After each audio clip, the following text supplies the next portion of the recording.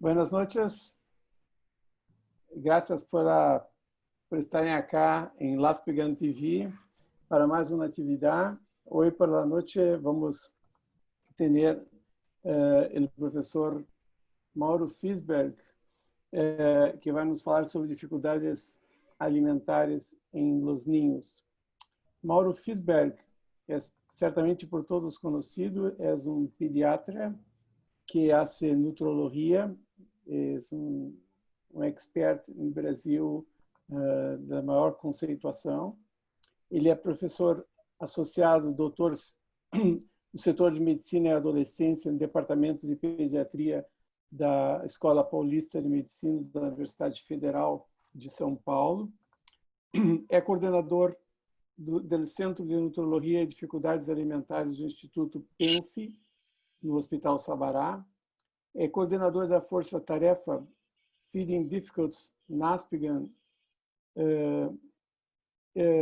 para estudos na Latinoamérica para nutrição e saúde.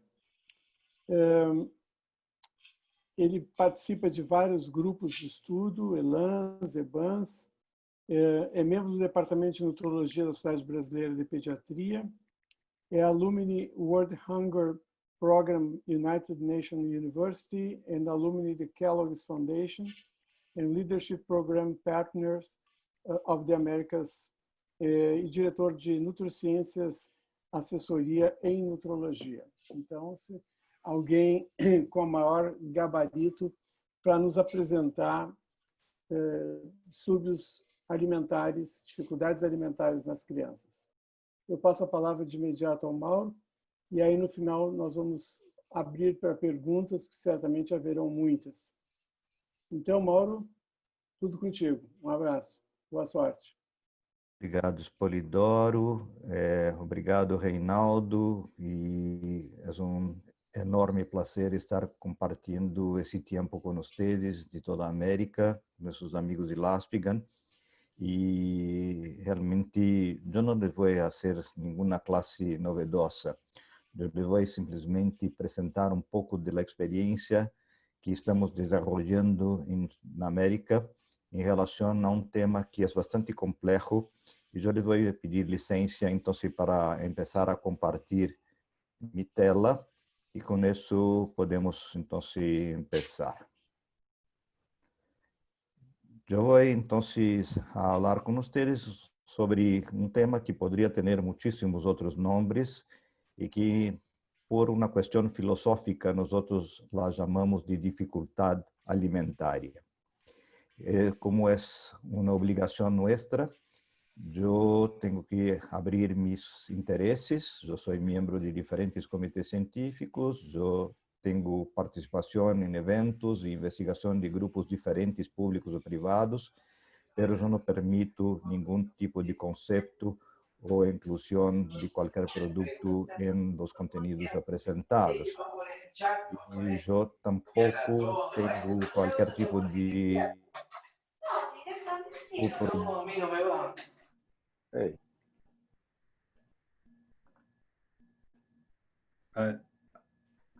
Perdón, aquí estaba... Adelante. Alguien estaba con el micrófono. Sí, ya se cortó. Entonces yo decía que yo no tengo ningún tipo de participación en las empresas que me apoyan y yo no tengo ningún tipo de aval o de indicación de productos sin que yo tenga conocimiento científico o experiencia práctica. En relación a las dificultades alimentarias, ustedes todos conocen ese diapositivo que fue dibujado por un grupo en los años 70 en relación a los problemas de alimentación, donde se discutía que probablemente todas las madres tienen algún momento de su vida, tienen algún problema en relación a la alimentación de sus niños. De acuerdo con las diferentes formas que nosotros evaluamos los problemas o la forma de relación entre la madre y el niño, ¿quién le pregunta si es un periodista, si es un médico, si es un especialista, o si es una queja directa o una queja indirecta? Nosotros sabemos que siempre el grande problema de la alimentación depende muchísimo de la experiencia de cada uno. Lo que sabemos es que siempre hay una base para determinar un problema de una dificultad alimentaria. Hace muchos años, un grupo de la Universidad de Washington, liderado por el Dr. Kerzner, y siguiendo una línea inicialmente psiquiátrica del grupo de Jacobi y de otros pesquisadores, investigadores, y una investigadora que falleció recientemente, Liane Birch, normalmente determinaba que los problemas alimentarios se iniciaban siempre con una base de la neofobia. Y como todos ustedes conocen, la neofobia o el miedo al nuevo es una característica de supervivencia de cada uno de nosotros, de todas las especies animales. Si yo no conozco una determinada situación, yo tengo que determinar algún tipo de prueba para decir que eso va a mantenerme sano o que yo no tenga ningún tipo de indisposición o problema. Puede ser una amenaza a mi vida o no. Pero normalmente determinamos que siempre la alimentación no podría ser una cosa que determinaba neofobia, porque la alimentación es instintiva y parte de la lactancia. Y si la lactancia es una característica instintiva y que es heredada, normalmente los conocimientos de una forma oncogenética o normalmente por una condición de milenios, normalmente nosotros sabemos que la alimentación inicial no tiene ningún problema. Yo tengo probablemente problemas de técnica.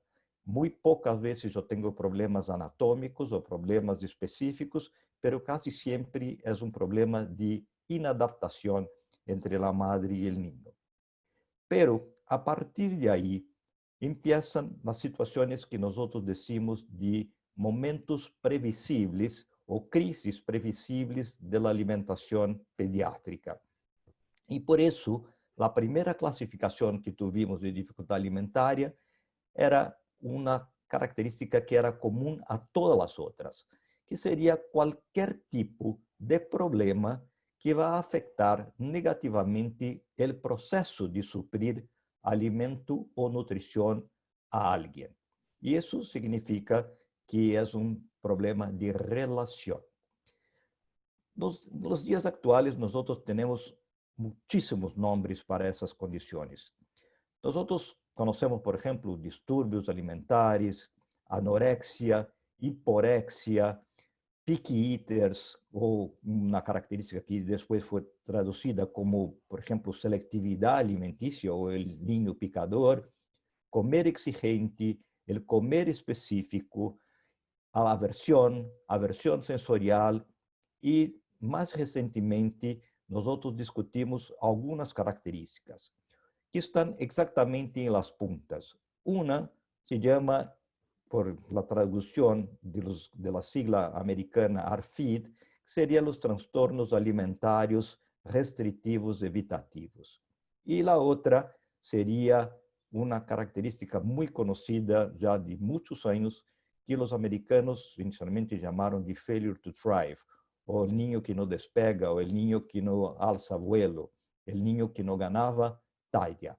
Essa característica, entonces, determina una característica muy interesante, porque casi siempre nosotros no sabemos de lo que estamos hablando.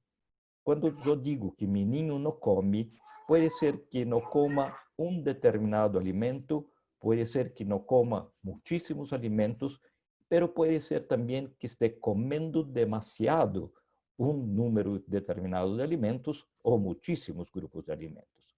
Entonces, lo que nosotros estamos buscando en los últimos tiempos es intentar discutir algunas de las características que nos están dejando prácticamente con muchas dificultades de trabajar epidemiológicamente con los problemas alimentarios de los niños en nuestra región. Y con eso, el año pasado, el doctor Reinaldo Pierri nos ha pedido para liderar un grupo llamado de dificultades alimentarias y que normalmente teníamos algunos objetivos.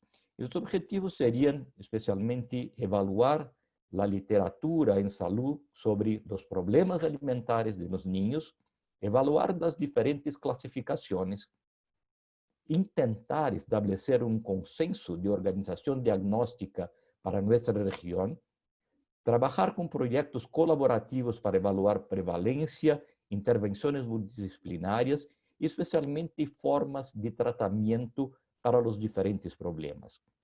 Nuestra sociedad es una sociedad múltiple, en que ha iniciado prácticamente con los gastroenterólogos y más recientemente los nutriólogos, los especialistas en otras áreas que trabajan con nutrición, gastroenterología y las interfaces entre ellas, empezaron a trabajar de una forma muy importante. Y yo creo que nosotros tenemos la posibilidad de trabajar con una característica, no probablemente de un consenso, porque un consenso significa que no exista diferencias de opiniones, pero mucho más un statement o un punto de vista de nuestra sociedad en relación a los problemas. Y para eso, un grupo de experts en América Latina ha trabajado en los últimos meses buscando un position paper inicial.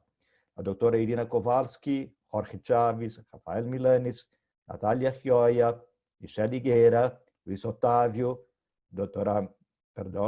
Martita, Letícia, Liliana, doutora Solange e muitos outros que nos han ayudado e apoiado nesse momento. E esse grupo está trabalhando de uma forma diuturna para tentar publicar em los próximos períodos, eu creio que talvez hasta o próximo mês, vamos a ter o primeiro documento do grupo para buscar uma publicação em relação às diferenças na América Latina. E por isso que eu creio que é muito importante que nós empecemos a discutir algumas características. As necessidades de separar os problemas orgânicos ou especialmente comportamentais. Há muitos que nos criticam que hacemos uma divisão muito simples, por exemplo, em problemas físicos, orgânicos ou problemas comportamentais. Uma de mis estudantes, ela disse que muito mais que comportamental, é um problema de relação de pareja, relação de família, relação de ambiente, de entorno. E isso sim, eu creio que é uma característica que devemos preocupar-nos. Mas não importa, porque nós sabemos que as causas orgânicas são muito variadas e são problemas clínicos agudos, de curto prazo, de largo prazo, que podem ter consequências ou não, que podem ser muito graves ou não, e que podem, de alguma forma, intensificar, ser um gatilho, um trigger para os problemas orgânicos que vão determinar uma situação alimentária, ou podem ser um problema de repercussão em relação à alimentação. A maior parte dos problemas que nós trabalhamos casi sempre são problemas gastrointestinais, que são muito lógicos, porque a porta de entrada da comida é a boca e a porta de salida de los dejetos são normalmente o trato gastrointestinal. Pero, por supuesto, todas as características orgânicas que metabolicamente ou por um problema infeccioso ou imunológico ou por qualquer problema situacional de condição postural ou orgânico que determina uma dificuldade para que o alimento ingresse, seja absolutamente metabolizado, absorvido e utilizado adequadamente, pode levar a uma característica importante. Pero muitas vezes nós nos olvidamos porque problemas muito simples, como por exemplo uma simples cárie dentária, pode ser suficiente para populações de risco, ser importante para determinar um problema de alimentação e que pode ser general. E também trabalhamos com problemas muito mais graves, como a desnutrição, a malnutrição, a obesidade e as carências específicas. Pero problemas muito simples também podem determinar uma característica complexa. Por exemplo, vocês conhecem muito bem as condições de uma enfermidade herpetiforme, por exemplo, onde normalmente a enfermidade é extremamente grave e pode deixar o niño muitas vezes desidratado ou com uma característica inflamatória estupendamente complicada e que depois de 15 dias se resolve totalmente sem nenhum problema.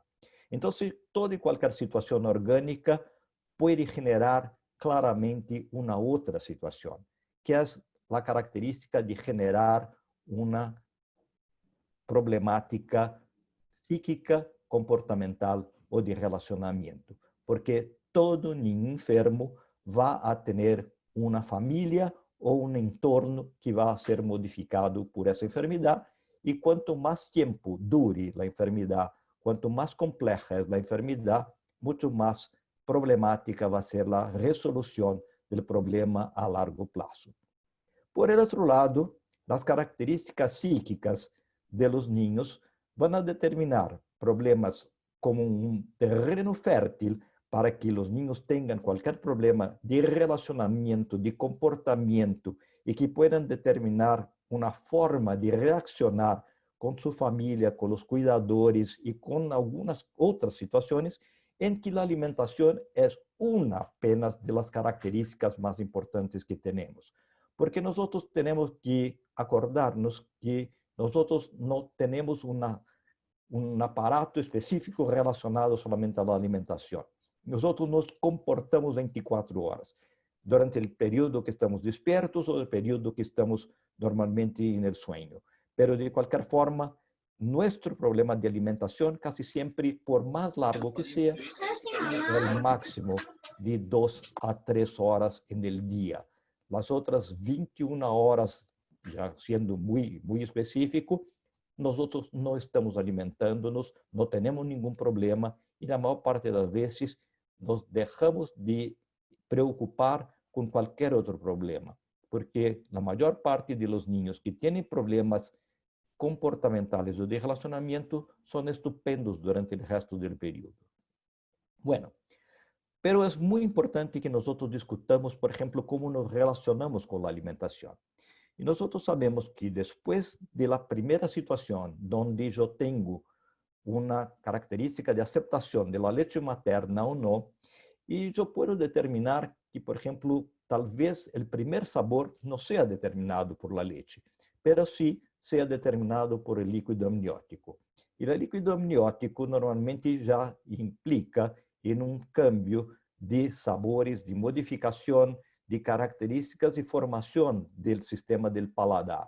Entonces, a medida que vamos llegando al final del periodo gestacional, nosotros ya tenemos una posibilidad de determinar diferentes momentos.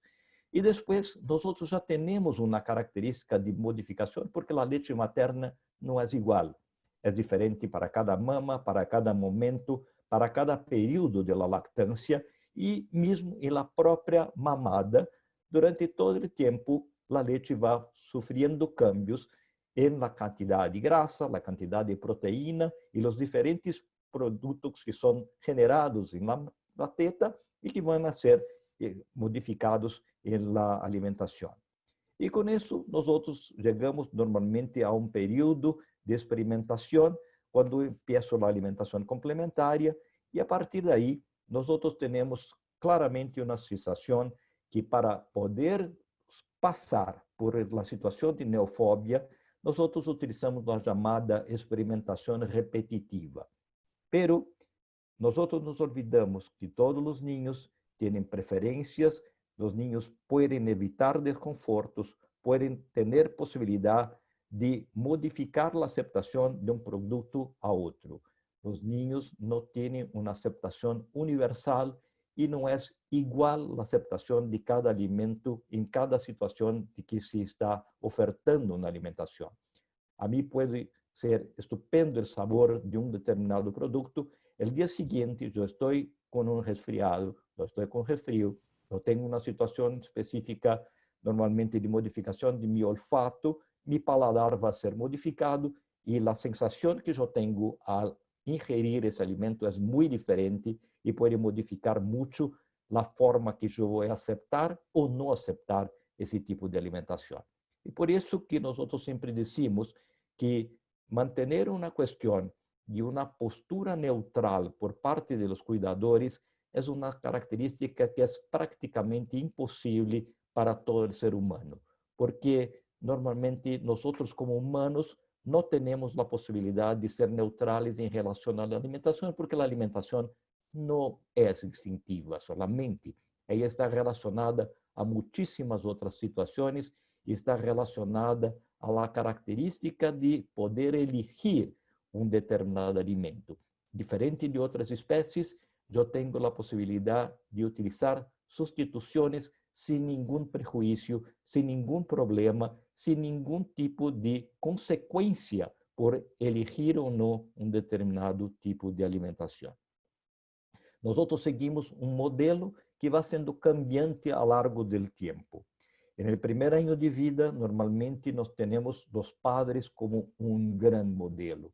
Por eso que los padres comiendo juntos normalmente pueden determinar una característica de rol positivo o un rol negativo en relación a la alimentación. Normalmente, cuando el niño no es normalmente impulsionado a comer, pero tiene una curiosidad en relación a la alimentación, él tiene una característica de mayor aceptación alimentaria. Y nosotros tenemos un otro problema, que los niños que son segundos, terceros, normalmente tienen a seguir los malos hábitos de sus hermanos mayores. Usualmente, la influencia de la familia empieza a perder un poco de efecto después del principio del inicio de la edad preescolar. Normalmente, cuando yo comienzo a tener relaciones con otros tipos de parejas, como por ejemplo con mis compañeros de escuela, donde ahí sí la influencia del otro tipo de ambiente, de otro tipo de entorno, va a ser mucho más importante y que puede generar un inicio de conflicto familiar, porque yo aprendo una cosa positiva o negativa en la escuela, en la casa de un abuelo, en la casa de un padrino o en la casa de alguien, y yo voy a llevar esa experiencia positiva o negativa para mi casa. De la misma forma, yo soy un individuo que acepta muy mal las experiencias negativas. Y las experiencias negativas nosotros decimos que son disparadoras de una selectividad o de una elección alimentaria. Cualquier problema, por ejemplo, de desconforto que el niño tenga, eso puede generar una situación que va mucho más allá de la resolución del problema. Por eso que nosotros nos preocupa muchísimo algunos de los diagnósticos, como por ejemplo el reflujo o la enfermedad del reflujo, que muchas veces es considerada una situación de largo plazo, pero mucho más no es que el problema sigue, pero las consecuencias de una característica, por ejemplo, por tener náusea, por tener dolor, por tener vómito, por haber atragantado, por ahogarme, puede ser mucho más compleja do que la propia patología. Por eso que las malas experiencias son expandidas. Y son expandidas para alimentos parecidos, semejantes, para alimentos del mismo grupo, del mismo color, del mismo olor, de misma textura. Y que nosotros entonces asociamos con las experiencias sensoriales negativas que podemos tener con una mala condición en que nos fue ofertado un determinado alimento. Y una condición muy tranquila, como por ejemplo, simplesmente un estornudo, por ejemplo, puede ser importante porque el niño puede ahogarse y puede tener una mala experiencia para el futuro. Normalmente nosotros sabemos también que el primer año de vida tiene una característica muy importante, porque es un periodo de transición de una alimentación totalmente líquida para una alimentación que va a ser muy parecida con la familia. Normalmente sabemos que, por ejemplo, la alimentación complementaria es una alimentación nueva, es muy importante y que depende de características culturales, de hábitos, de local, de acceso, de posibilidad de tener contacto con los alimentos y con las experiencias anteriores de los cuidadores, como fue la experiencia de los padres, como fue la experiencia de los individuos que están alrededor del grupo familiar, como por ejemplo existe un abuelo al lado, existe una niñera, existe alguien que tenga más experiencia do que una pareja nueva. Eso es muy importante porque eso puede directamente estar relacionado a un rechazo o una aceptación muy elevada de determinados grupos de alimentos.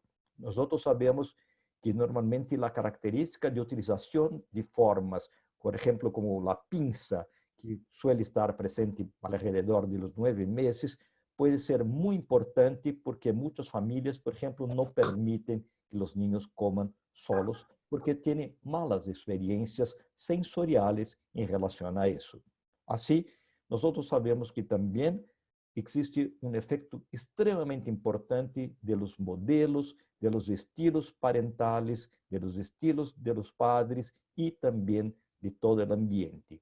E nós sabemos que existe muitíssima confusão, por exemplo, em alguns estudiosos da nutrição no primeiro ano de vida, que confundem a autonomia necessária com a autonomia totalmente direcionada à la não interferência. Então, se os métodos BWLV, o grupo Bliss, o grupo que determina uma situação de alimentação que é praticamente determinante a la pura autonomia de los niños, talvez não seja a mais adequada, a mais importante para todos. Pero sí, eu creio que é muito importante que exista, sí, a possibilidade de experimentação. Quando nós chegamos a uma idade um pouco mais tarde, especialmente quando já a alimentação complementar já foi totalmente estabelecida, nós sabemos que o modelo parental é muito mais importante. E aí, sim, nós temos, por exemplo, a importância das aversões e gostos individuais e do grupo familiar, e nós tengamos uma postura adequada, tengamos uma garantia de que os pratos e os cobertos e os instrumentos de alimentação sejam muito adequados para cada uma das idades de nossos niños. Eu he visto em meu próprio hospital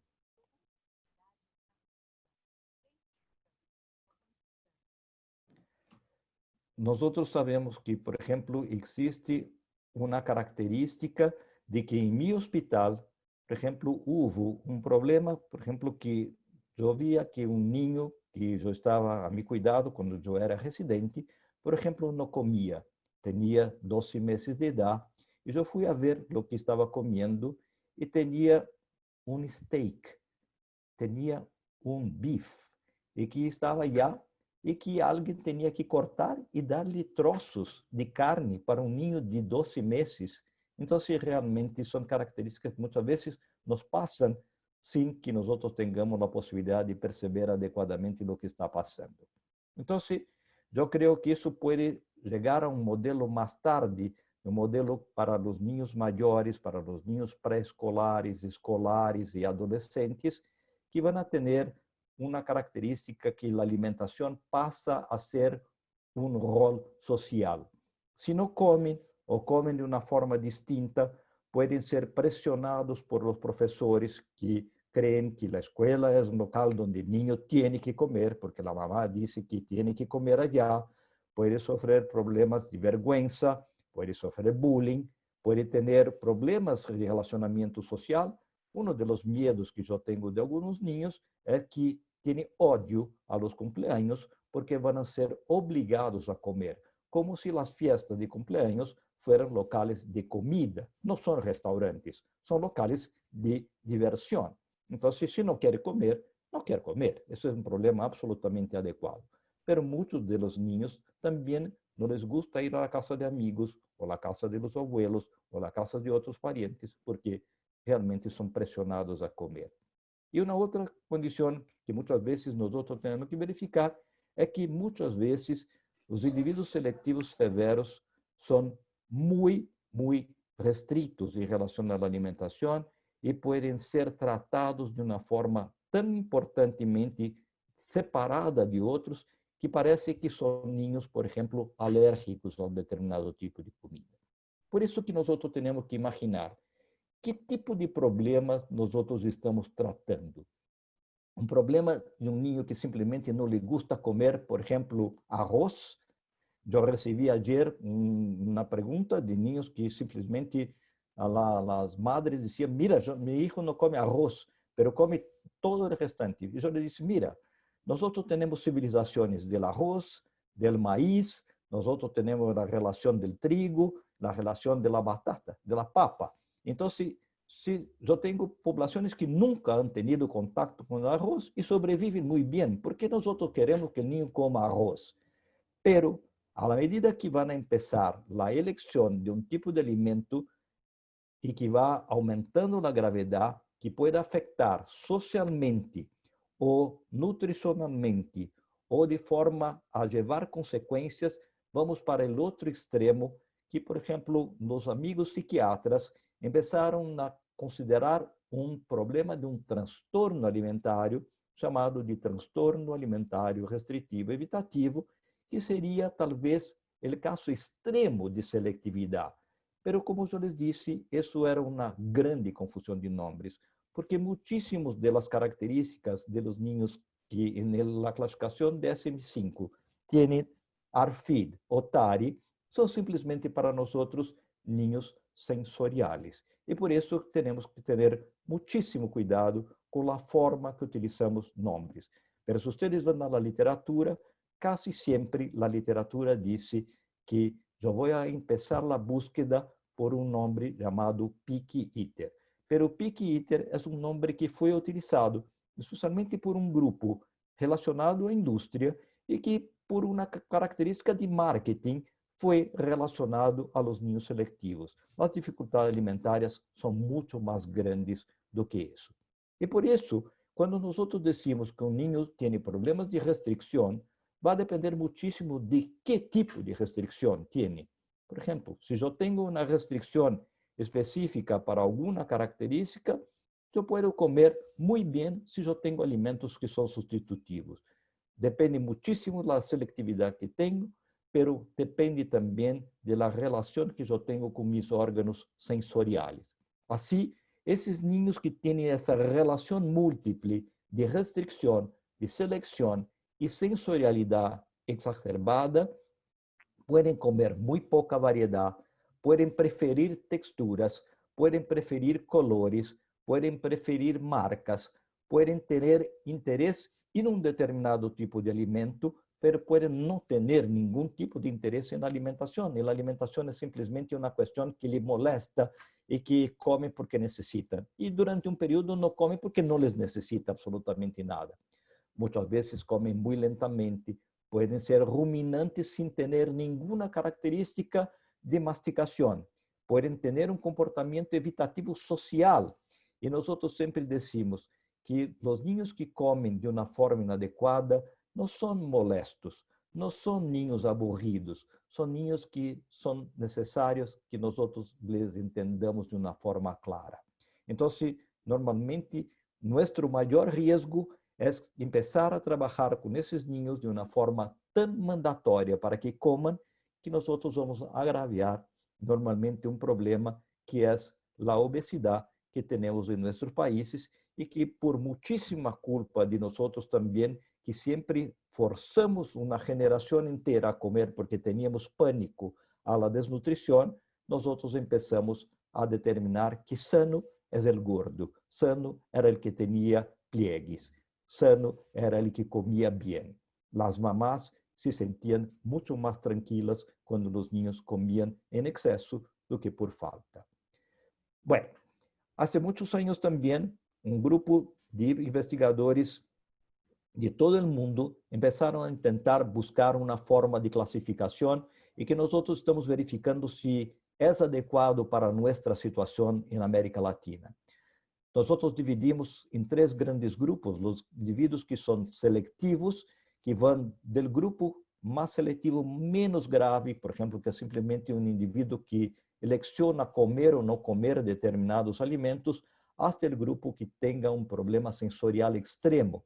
E nós sempre decimos, o grupo sensorial extremo não é o grupo que tem transtorno do espectro autista. O grupo de TEA pode ter características sensoriais importantes, mas pode comer muito bem. Dentro de suas condições, podem comer muito bem. E há niños com problemas de hiperexaltação do sistema sensorial que comem muito, muito mal e não têm nenhum traço de afetividade e não têm nada da sensorialidade do autista. Por isso, temos que discutir que existe desde uma severidade muito liviana hasta muito grave.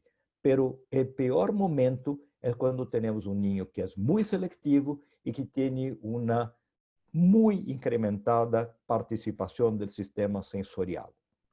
O segundo grupo é o grupo que, de alguma forma, diminui seu apetite.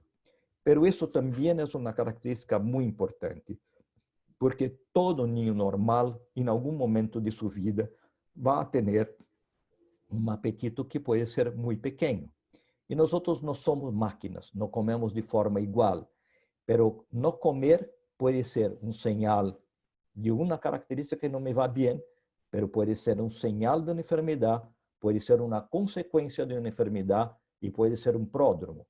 Entonces nosotros tenemos que discutir que existe disminución de apetito desde una llamada interpretación equivocada que fue discutida por los psiquiatras de los años 60 y 70, cuando se discutía que las familias no tenían idea de la cantidad de alimentos que un niño debe comer.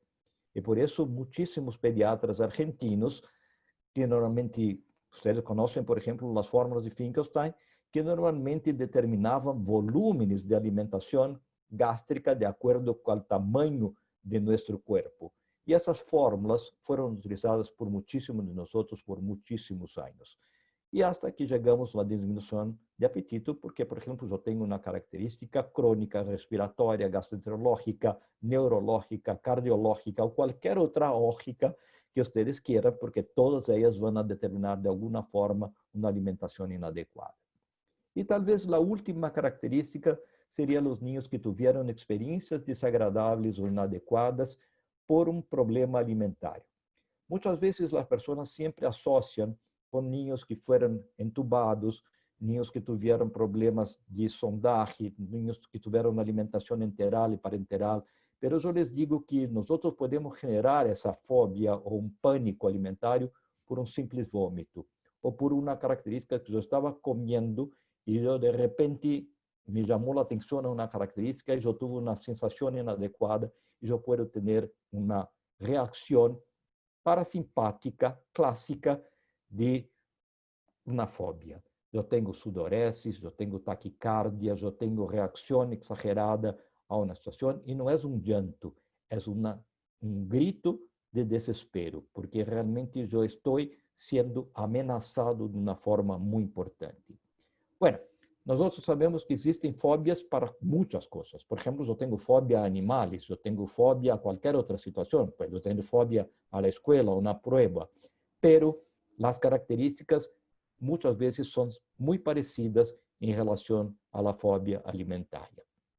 E todo isso tem um problema mais grave, porque a família é extremamente relacionada com a alimentação.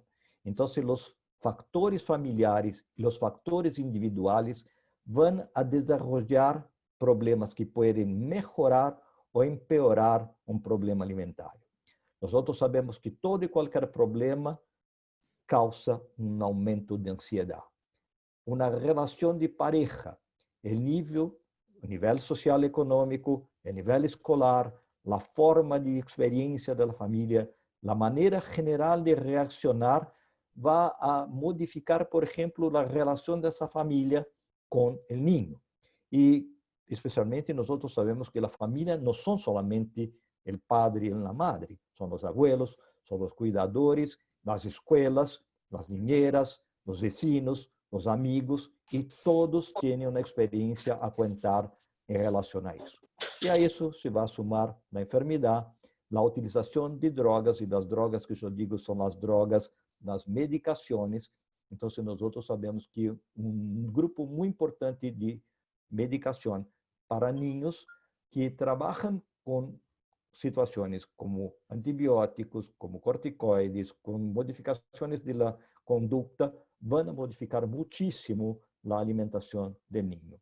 E com isso, as madres muitíssimas vezes se sentem absolutamente preocupadas, impotentes, e normalmente elas têm um complexo de culpa muito importante em relação à alimentação. E vocês podem ver na investigação que nós fizemos há alguns anos, nós verificamos que somente 13% das famílias que foram investigadas tinham alguma tranquilidade. Mira, casi ya no durmió a las 6, ya siempre duerme. Bueno, em relação ao tratamento, o tratamento depende muchísimo de algunas características. Primero, por supuesto que va a depender del tipo de la dificultad alimentaria. Segundo, el diagnóstico tiene que ser totalmente individualizado, dependiente del estado nutricional, de la posibilidad que tengamos algún tipo de alteración laboratorial, del perfil de alimentación macro y micro, la salud individual, la salud de la familia, los perfiles parentales, los estilos parentales, pero también de todas las enfermedades que puedan generar una peora del apetito, si existe alguna alteración absortiva, que pueda haber desnutrición o que pueda haber alguna característica simultánea que va a disminuir el hambre. Así, nosotros tenemos una característica clásica. Para poder tratar, tenemos que entender los motivos y la causa de los problemas. Tenemos que saber lo que estamos tratando. No es igual tratar un hiposensorial de un individuo que es simplemente un selectivo y que no toma leche. La intervención nutricional tiene que ser mandatoria, pero muchas veces nosotros tenemos que buscar ayuda de un grupo multidisciplinario. ¿Cuándo nosotros tenemos que tratar un niño que no come? Por supuesto, toda vez que existe un proceso orgánico que permita un tratamiento específico y directo, nosotros tenemos que verificar que siempre es necesario tratar. Tengo que hacer la reposición vitamínico-mineral, establecer el equilibrio nutricional, aumentar el aporte energético cuando necesario, modificar el sabor y el paladar. Y nosotros sabemos que existen muchísimas maneras de modificar el paladar y el olfato y el apetito. Siempre hemos trabajado con estimulantes de apetito en la historia moderna de los pediatras. Vitaminas y complejos, minerales, suplementos parciales, suplementos complejos. Pero nosotros sabemos que la mayor parte de los estudios de intervención que hemos realizado o que hemos verificado en la literatura, que es muy escasa, muestran que estimulantes de apetito, vitaminas y minerales de forma aislada no tienen cualquier resultado eficiente. Pero que el uso de suplementos puede mostrar resultados en la manutención del estado nutricional y mejorar algunas características vitamínicas, minerales, permitiendo tiempo. Pero, como casi siempre, los estudios con suplementos son solamente para garantizar un equilibrio alimentario. Nosotros tenemos que tomar algunos cuidados. Primero, el exceso de proteína. Muchos de nosotros verificamos que en nuestro policlínico de dificultad alimentaria, los niños que ya son normalmente utilizadores de lácteos en gran cantidad, porque normalmente sus mamás prefieren alimentar a los niños con algo que por lo menos les mantenga bien, ellos tienen un aporte proteico extremadamente excesivo y un exceso de azúcar.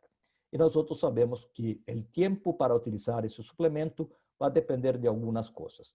Y por eso, el año retrasado, utilizamos un consenso para evaluar la posibilidad de utilización de suplementos alimentarios para niños con dificultades alimentares. Eso fue publicado por un grupo de investigadores y que muestra, por ejemplo, que la utilización de suplementos serviría para eso. Por ejemplo, cuando existe una energía inadecuada, cuando existe una alimentación desorganizada, cuando existe un estado nutricional inadecuado, quando existe uma enfermidade base que não pueda ser tratada de forma eficiente por la intervenção de base, e também quando existem famílias que são extremadamente ansiosas. Pero nosotros sabemos que esses suplementos não são a cura de absolutamente nada. São simplesmente uma garantia de algo que vai ser muito mais importante, como, por exemplo, a prevenção. E a prevenção vai começar por el período pré-gestacional, la orientación pediátrica durante el período de la gestación.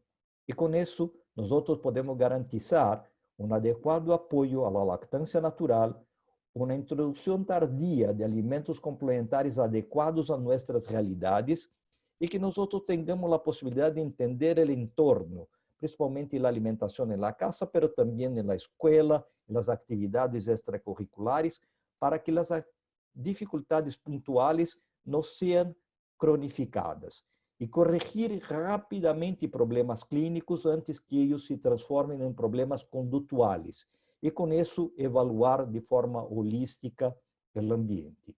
Muitas vezes, isso só é possível com uma equipe multidisciplinária.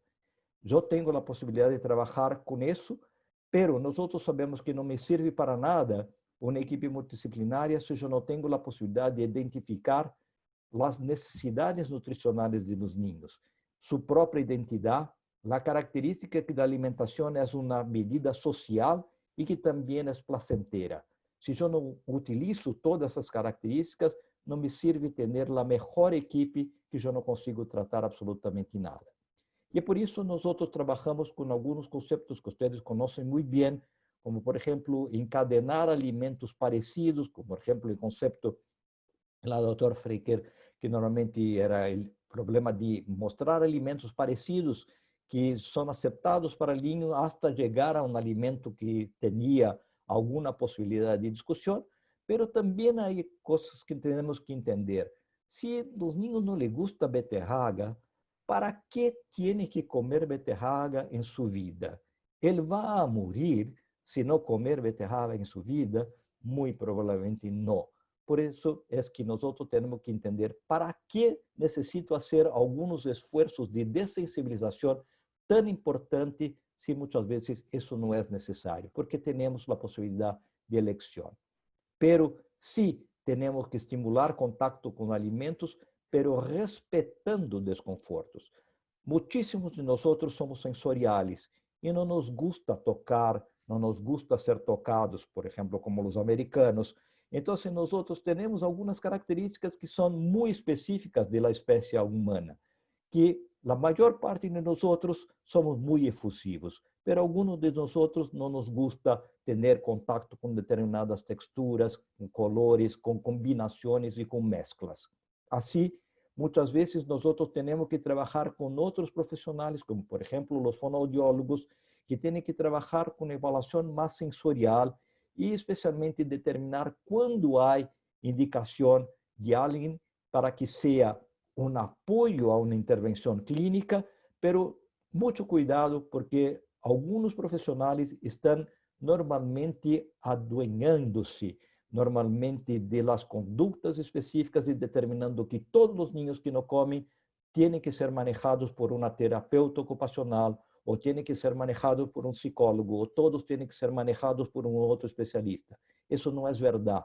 No tienen que ser trabajados de esa forma. Así, por ejemplo, la intervención sensorial no necesita siempre ser tratado por un especialista. Muchas veces basta que yo consiga trabajar con estimulación, con manipulación, intentar disminuir el miedo y las fobias, no forzar, no trabajar adecuadamente con niños que tengan coordinación motora y que necesitan muchas veces solamente una estimulación más adecuada por parte de sus familias. Y preocúpense con eso. El placer siempre estará antes de la preocupación con los nutrientes. Mucho más do que crecer, do que tener inmunidad, do que tener crecimiento y desarrollo.